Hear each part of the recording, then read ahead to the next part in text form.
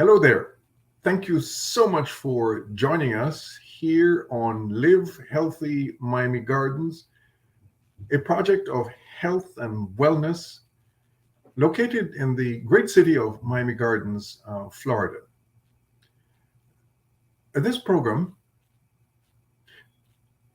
initiated and an initiative of that Live Healthy Miami Gardens, in which we seek to engage our entire city, yes, our residents, our friends, our visitors, and all, to focus on health and being healthy.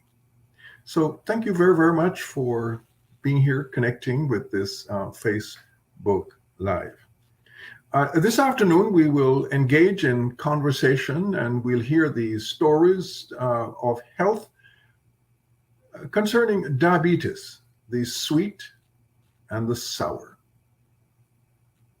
We do hope that this will be most informative, and in fact, beyond that, you will share with others, as well as you would engage in being healthy, and particularly if you have diabetes, to be able to see that there are possibilities, that this is certainly not something that is an automatic, should I say, a death sentence, or that would hold you back or keep you down, or however else, or even to get depressed.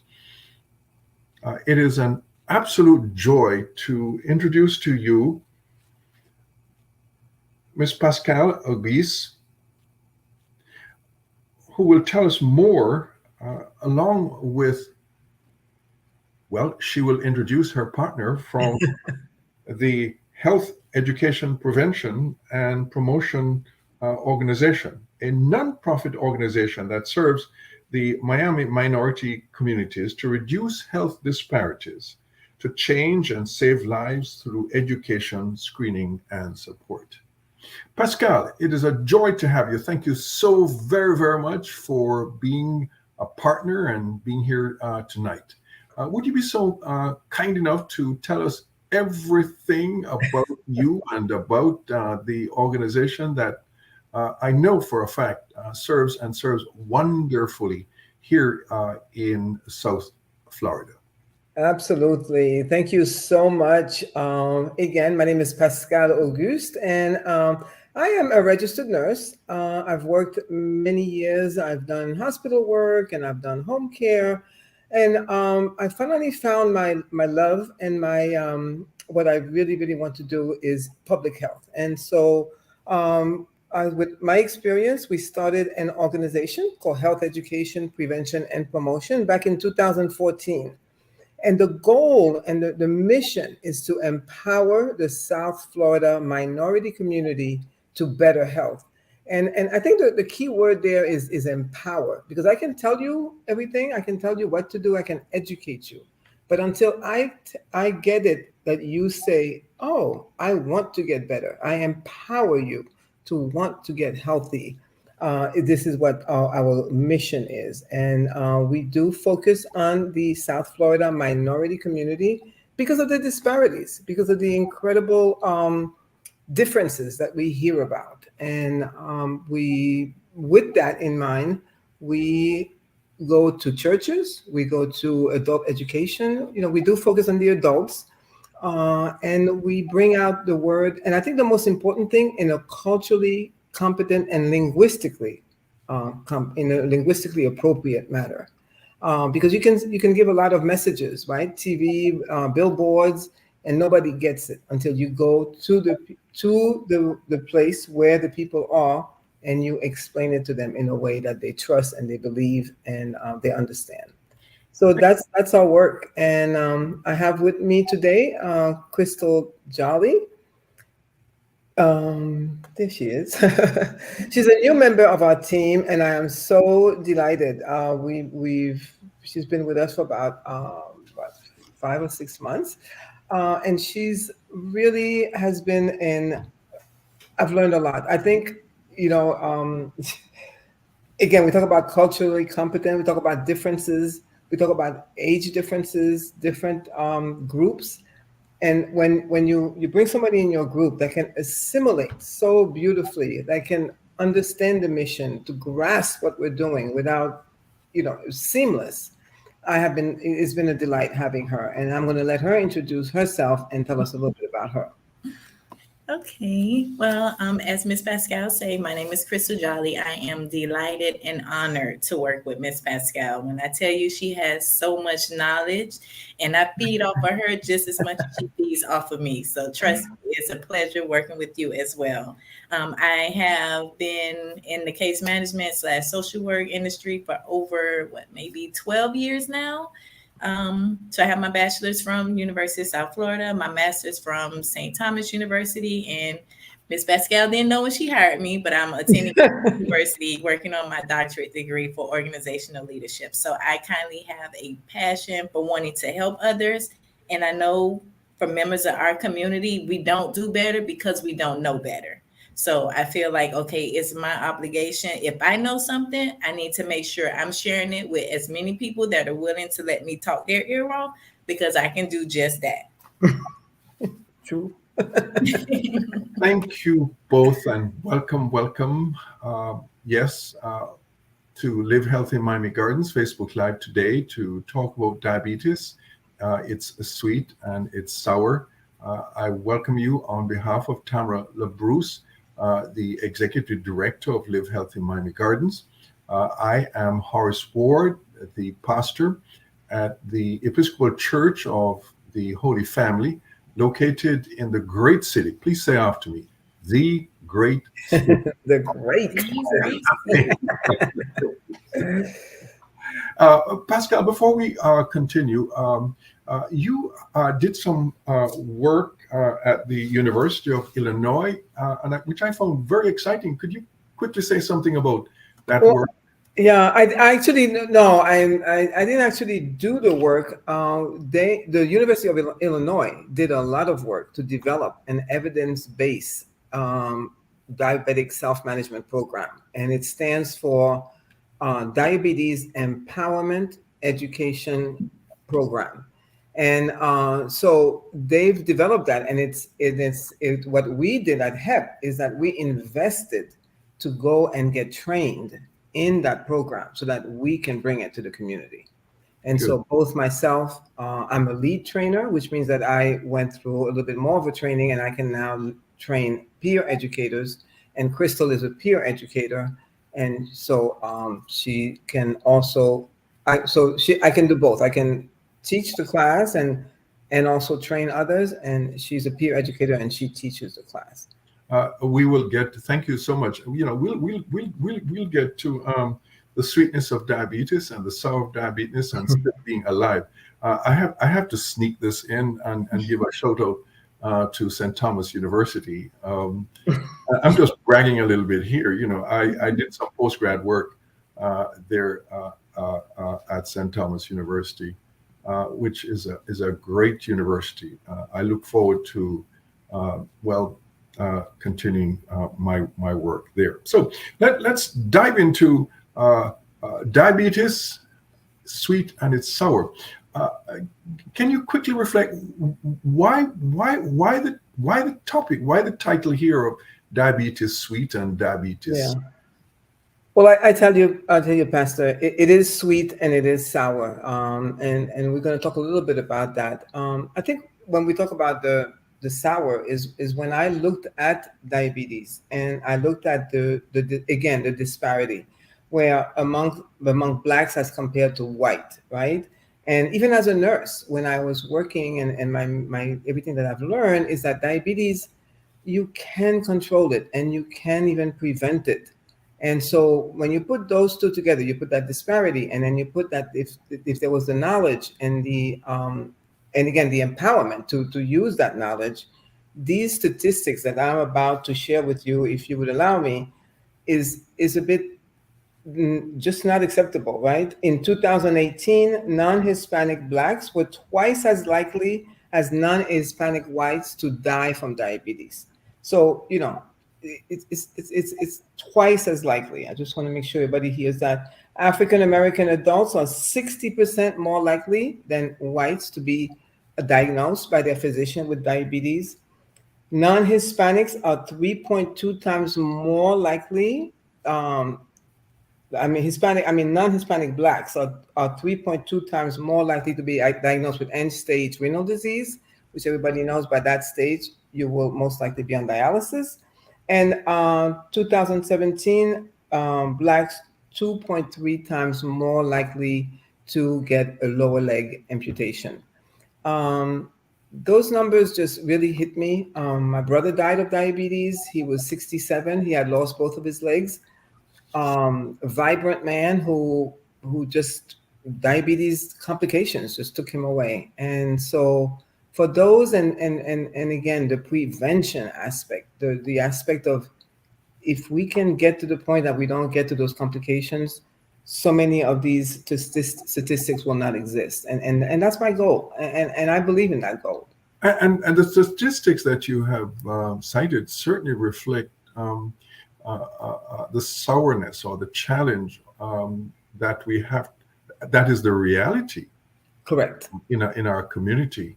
And what I hear you saying is that people of African ancestry, blacks, really are at a disparity and a huge, huge challenge that we have to step up to.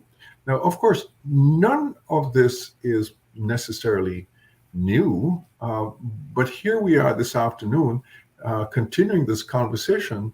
Oh, by the way, also this topic speaks very, very much, to my own life and to my own heart, because my mother lived with diabetes for a number of years.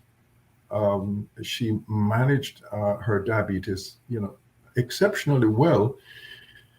Though, if I might just go down this rabbit hole, she was an exceptional cook who knew to cook all the right things with the sugar and the oil and everything. But she was a smart lady. She did it in still a healthy way, if you can envision that. And we ate in small portions, at least, she did. She did die, however, of diabetic complications eventually. So, we've identified, the sour, the challenge by way of the statistics. Can we move a little bit onto, the sweet, what are the possibilities? What kind of self management, what and then eventually, what kind of what kind of foods? I'm a foodie, so I'm just looking forward excitedly to talk about. But the basic question is management of my diabetes. Yes. So diabetic self-management is not one thing, right? It's not one thing. When we talk about diabetes self-management, I think we have to understand what diabetes is, and then we can understand, the aspects of managing it. Okay. And so, if I can put it simply, diabetes is a chronic disease that's just manifested by an increased amount of sugar in your blood. And so, as simple as that may seem, that's how simple it is to manage it. So all the complications happen because of a persistent, not a spike, not a one-time, a persistent amount of too much sugar in your blood. And so everything that we do to manage it has to be towards not allowing that to happen, right? Right. And so it's a metabolic disorder. I just want to say that, but because of your pancreas not making enough insulin, or the insulin is not working well enough to take the sugar out of your blood into your cells that gives us the energy that we need. So And yes, I just like to say that because we really have to grasp that, because I think people think diabetes, oh my God, oh, forget it. What am I going to do? Depend on your doctor, not understanding. Diabetes is a disorder where you have your pancreas is not making enough insulin to take, when the food that we eat finalizes its process, the sugar gets released in our blood. It must leave our blood to go into our cells to give us energy.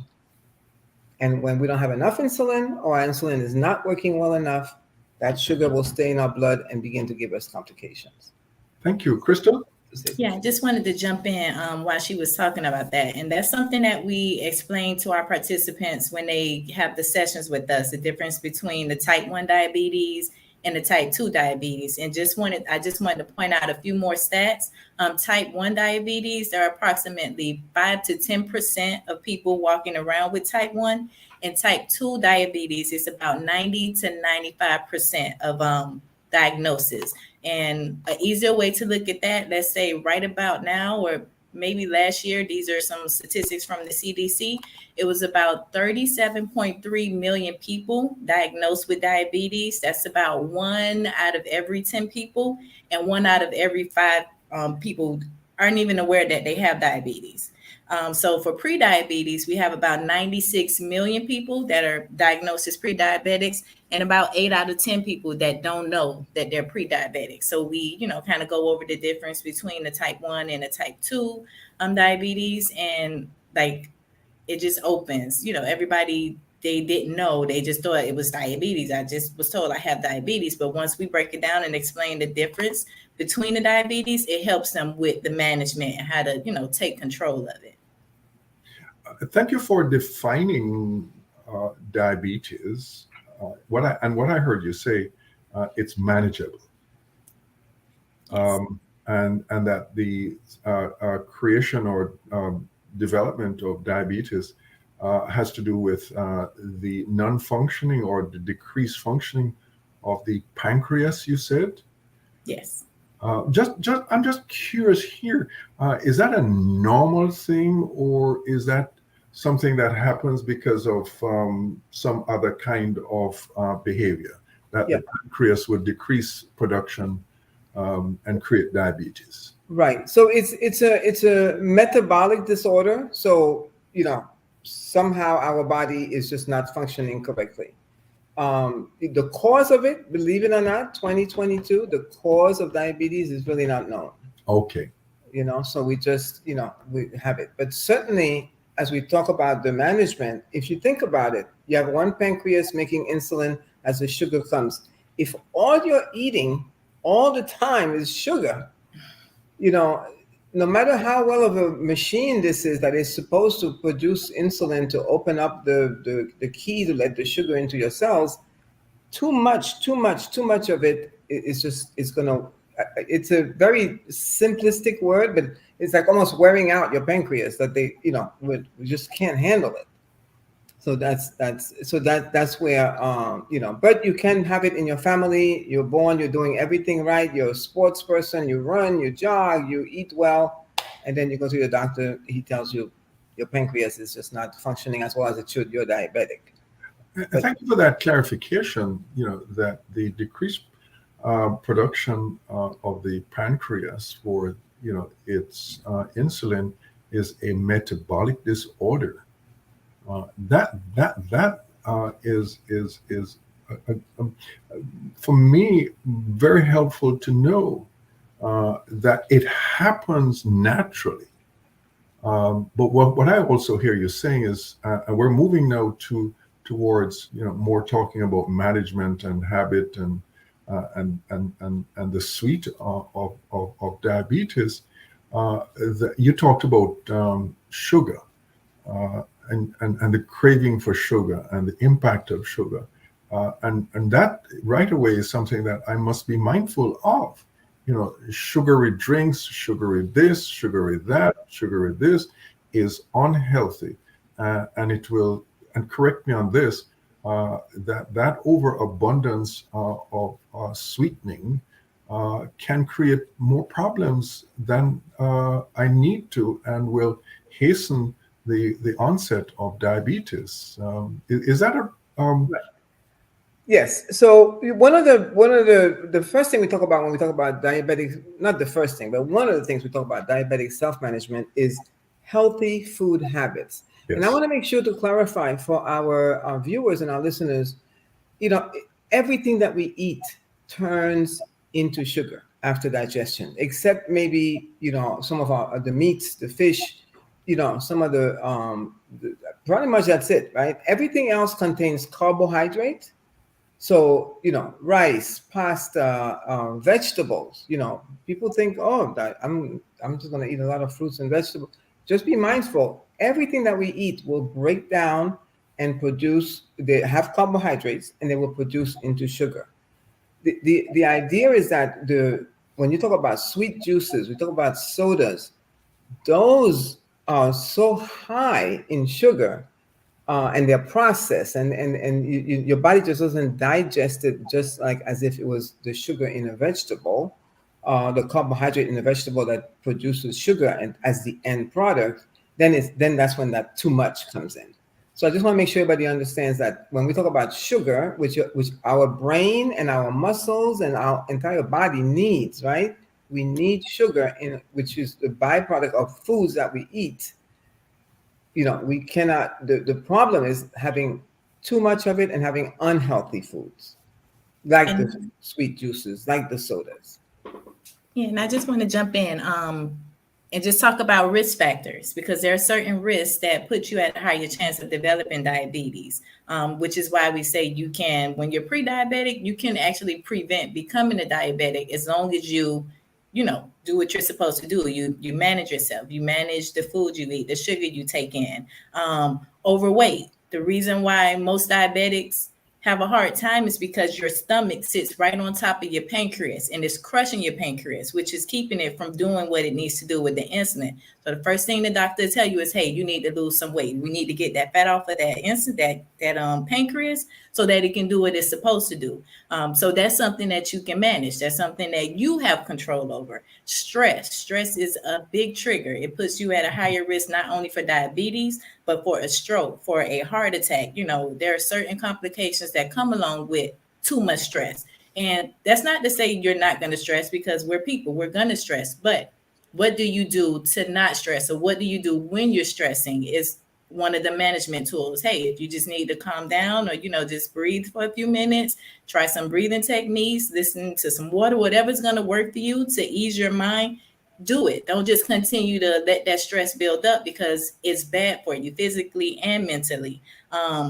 Being a couch potato, that's not good.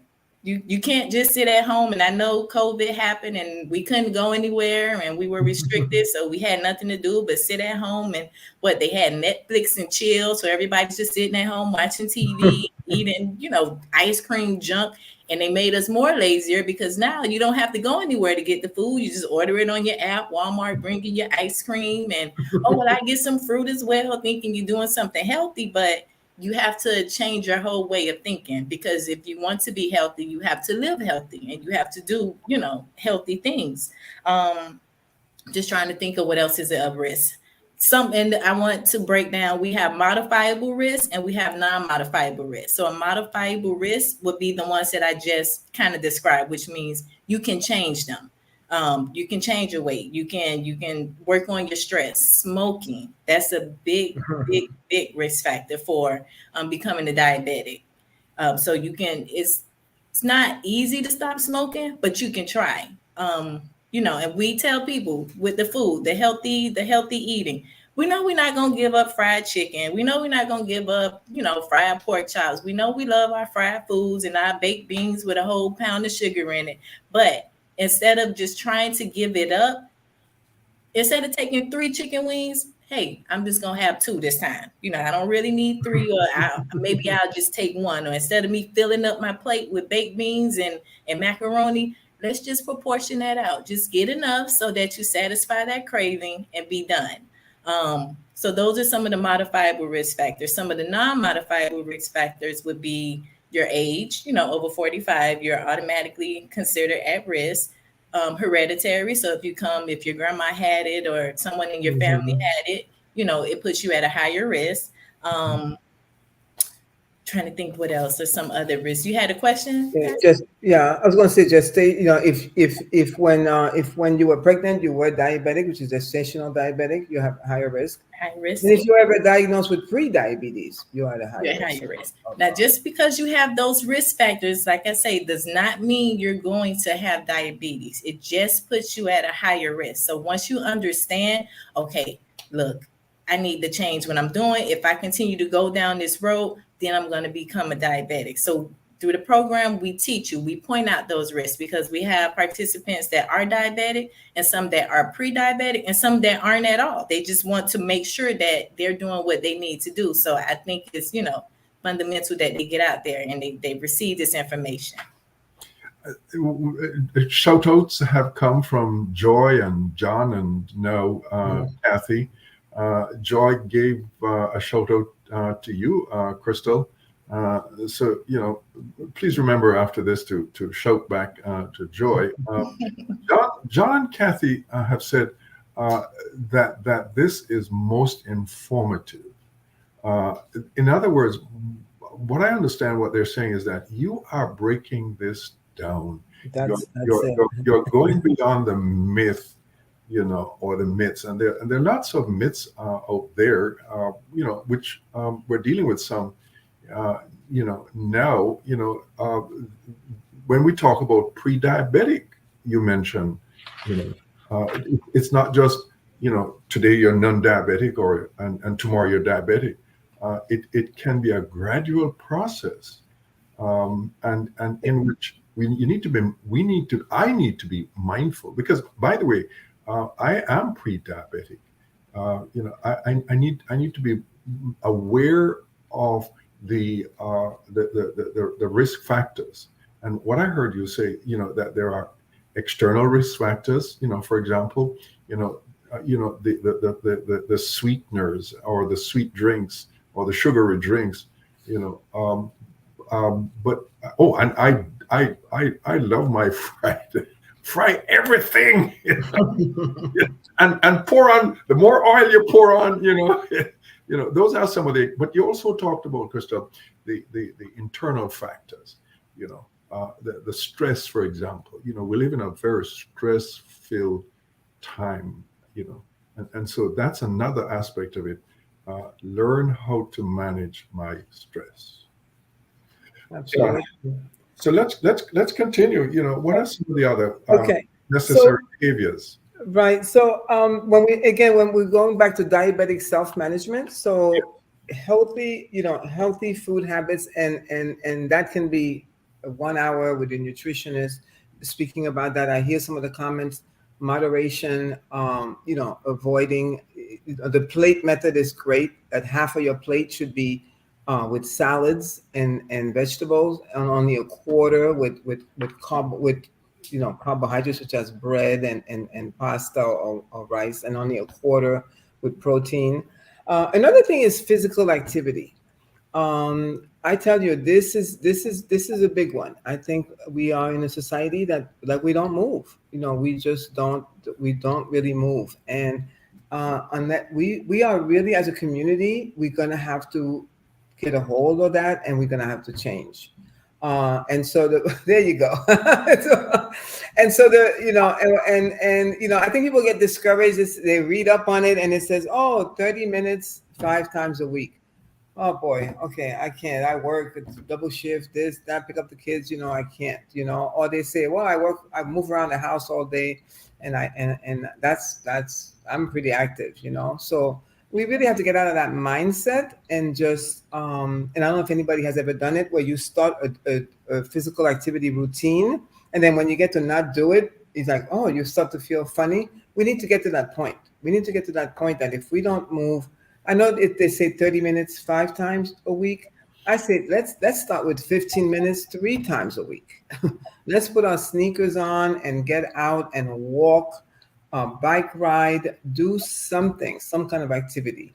That when that sugar comes into your body, because we have to eat, we need the sugar for ourselves. We need sugar, but when it just sits there, and we don't burn it, it is a very high risk for diabetes and other diseases too, such as cancer and heart disease. So, you're killing a whole lot of problems at once by just, and don't, you have to, again, that community sense, right? If you can get a partner to do it with you, if you can if your church wants to do a walk group, if I know Live Healthy Miami Gardens have a few initiatives, then it becomes regular, it becomes normal. And I want our community to be that healthy, great, beautiful community that I know that we are. And so physical activity is huge. When you talk about diabetic self-management medicine, like take your medicine. I always we tell the participants, if you don't take your medicines, don't lie to your doctor. You go to your doctor, Mrs. X, are you taking your medication? Yes. Meanwhile, some of us are not. And this is the greatest disservice you can do to yourself, because that doctor is evaluating you based on this medicine that he thinks you're taking every day. And what is he going to do? Oh, well, your sugar is still high because you lied and said you're taking your medication, and now it's not working. He's going to double up on it. He's going to maybe add another one on it. So you must speak to your doctor. You must speak to your doctor and be honest. He works for you, right? Say, doctor, I take my medicine. It makes me feel funny. It makes me feel sick. I feel woozy. I don't like it. You have to talk to your doctor. But taking your medication is step 3 of diabetes self-management. Go ahead. If I may jump in, we talked a moment ago about eating healthy, and that there are education programs and there's the support system to help us, to teach us, for us to learn how to eat healthy. Daphne Joseph was on the call just now, and sometime last year, I was part of a educational cohort that Daphne organized around the whole matter of eating healthy. Do you have that kind of educational opportunity at HEPP?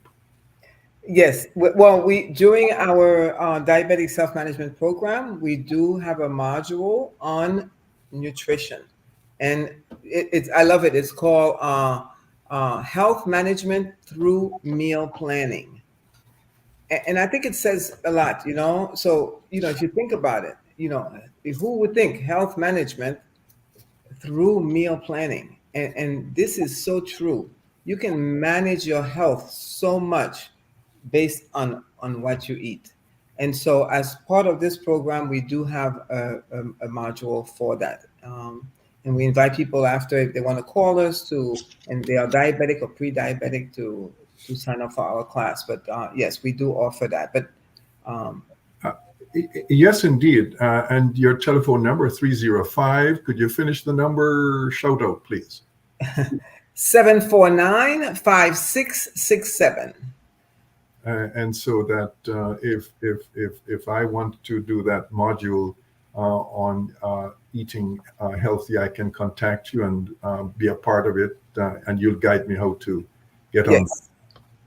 And I can give you a breakdown of the other modules that we cover, just so that everyone is aware. The DEEP program, as Ms. Pascale explained, both of us are certified. She's actually explained and trained. I don't know why she didn't train me, but she is certified. I'm busy.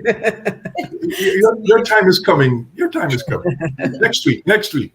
Okay, but we cover about 8 different modules, and we, condense them to about 6 weeks. And what I have found since I've been helping implement the program is that after the 6 weeks, the participants are like, okay, well, what am I supposed to do in my life next week? Like, that means I'm not going to see you guys anymore. Like, okay, what am I going to do with myself? Because they enjoy the classes that much. All of the surveys and the feedback we get is nothing but positive. And I know that makes Ms. Pascale happy. It makes me happy, but you can actually see that they're learning, how to manage this diabetes through what they're being taught. But I'll just give you a quick rundown. The beginning module, we go over the human body. I'm not going to tell you everything we do because you're going to have to come to one of our classes. But we go over the human body and we talk about the organs and how each one affects diabetes, because diabetes doesn't just affect your legs and your feet, and it affects your entire body because it affects your sugar. So we get them to understand that. We talk about understanding the risk factors, which I went over just briefly, but we go more in depth on how those risk factors affect you.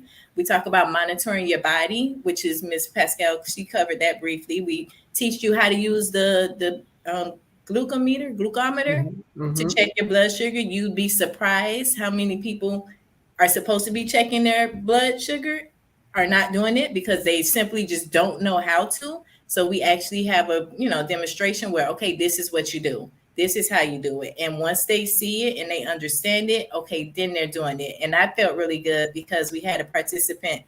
He was eager to learn how to do it. He came in, he bought everything he had, and he was checking it. He came back the next week. He was like, listen, I checked my blood sugar and this is what it was. I got it low, but it was back high again. But he understood the importance of it, which is very significant, because if it's too high or if it's too low, you're in a coma. That's it, So we teach you, okay, why isn't nobody wants to prick themselves? And if you're pre-diabetic, you can actually prevent from having to get to that point through the management that we teach everyone. We talk about the getting up, the physical. We have the specialists come in. The last guy we had, it was, I want to say it's Chi Young. I forgot the name of it. Qigong. Qigong. So that was, we got up and like you were doing this. That's a simple exercise. You don't necessarily have to get out and run a mile to exercise. You can sit at home with your bands and you can be exercising. A lot of people, they can't walk or they have balance problems. Sit in your chair. As long as you're moving, getting that blood pumping, that's exercise. Take one step at a time.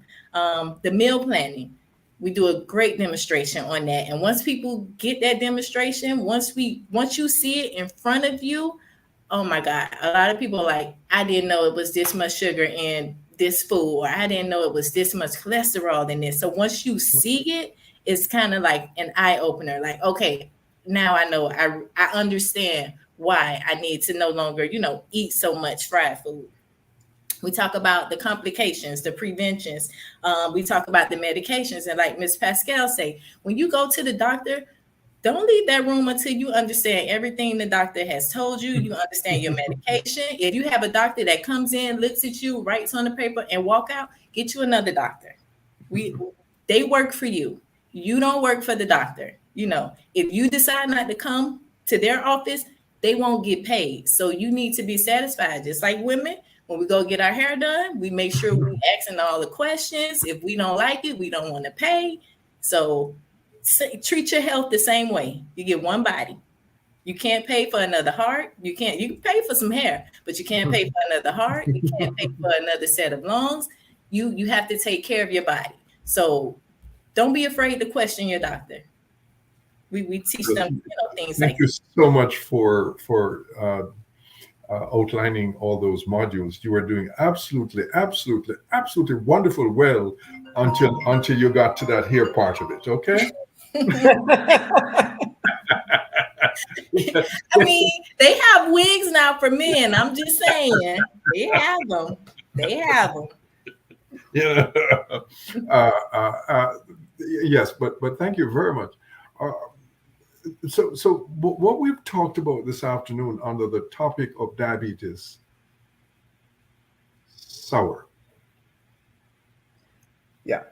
Can you tell us, as we move towards the ending, why is diabetes sour? And then we're going to move to, what is it about diabetes that is sweet? What's sour, and why is it sweet?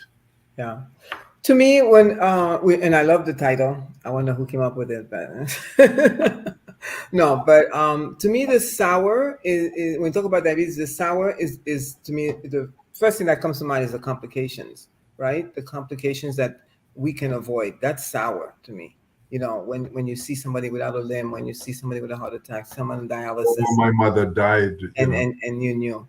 The other sour to me though is that we live in a very rich and developed country where people can't afford their medications. Where diabetics, insulin, the only medication without a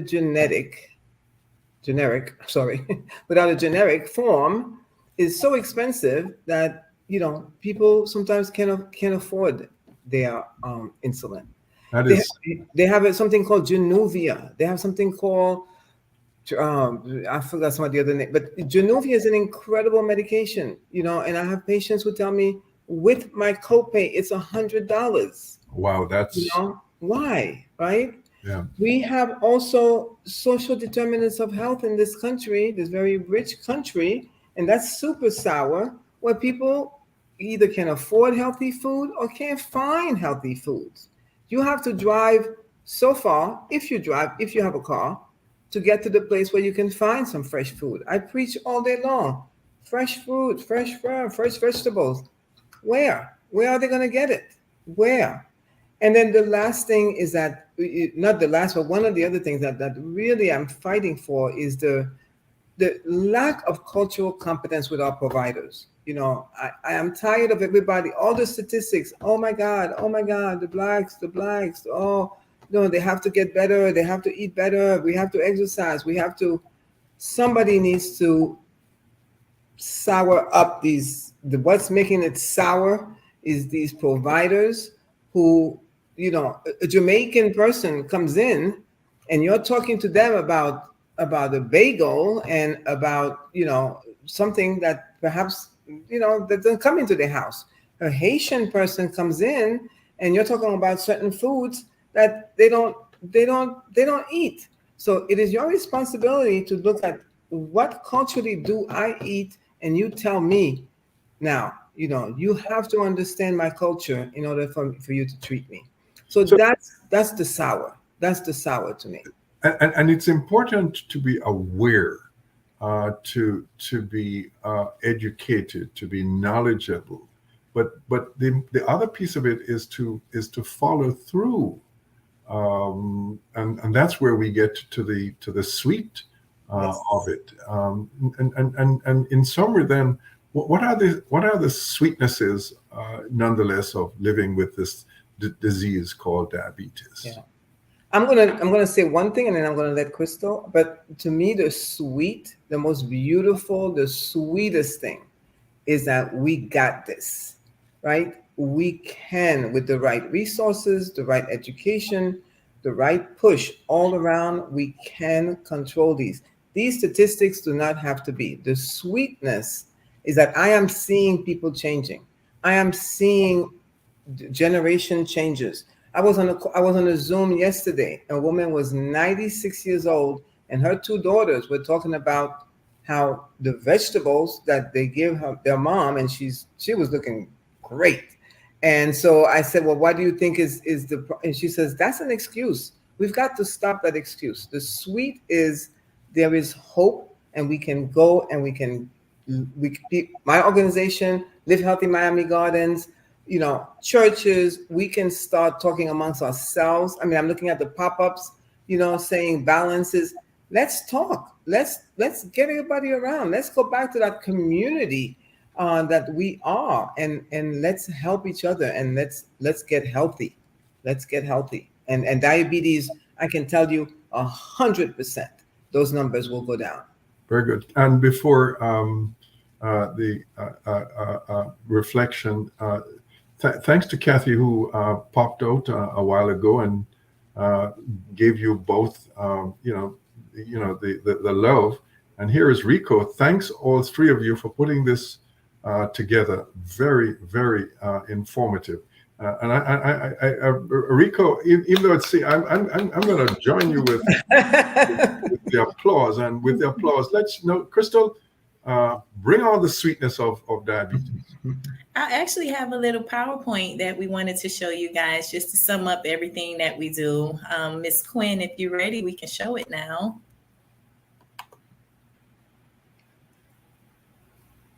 So as you guys know, that's the organization, Health Education, Prevention, and Promotion.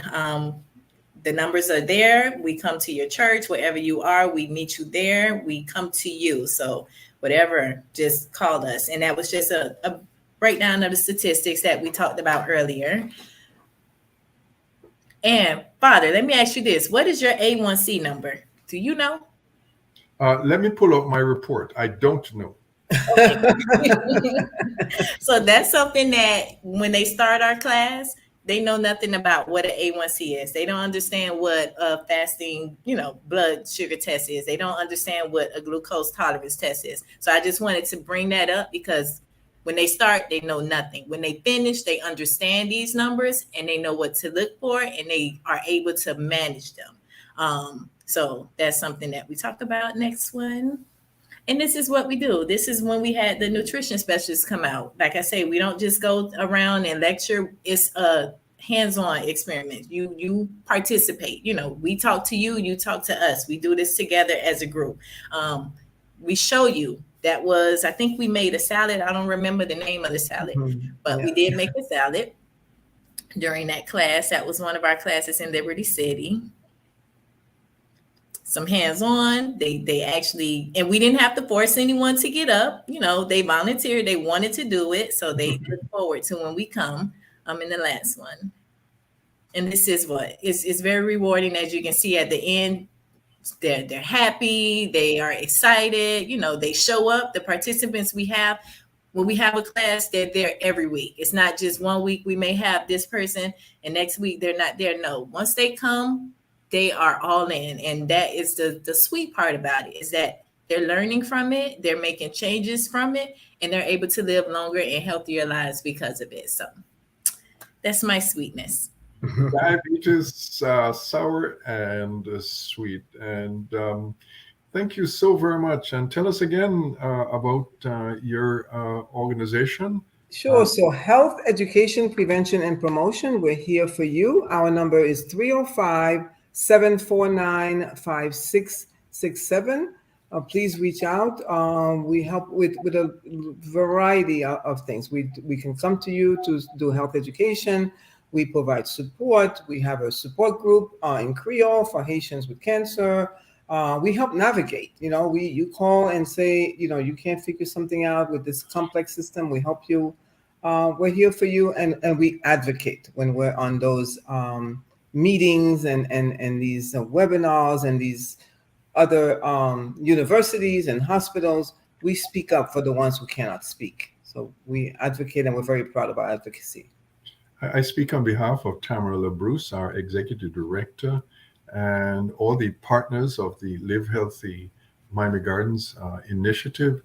Thank you so very much for being here today and having this lively conversation, which, by the way, was totally off script. I knew that. Very much so. Here we go. Forget about it. Which indicates the love, the care, and the compassion, and the joy that you bring to this. That we be healthy, live healthy, maintain and manage, but that in fact, no matter what, in the case here of diabetes, that there is the sour with its challenges, but then there is the sweet in which we can live, and we can live a full life. A full life. And so here is Joy shouting out again. Thank you all for this useful and helpful information. And so, Joy, you're going to be on for the next Facebook Live next week. Just connect with Crystal and you're on board. Ladies, again, one more time, I'm so enthused. Any closing words? Or again? For me, it's health is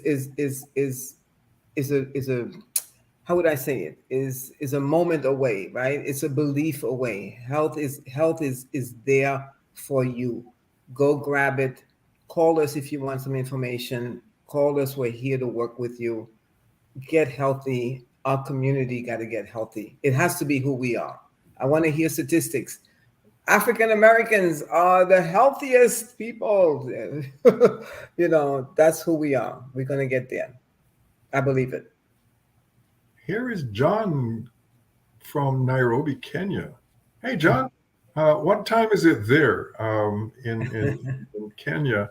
Our Facebook Live is every Tuesday at 3 p.m.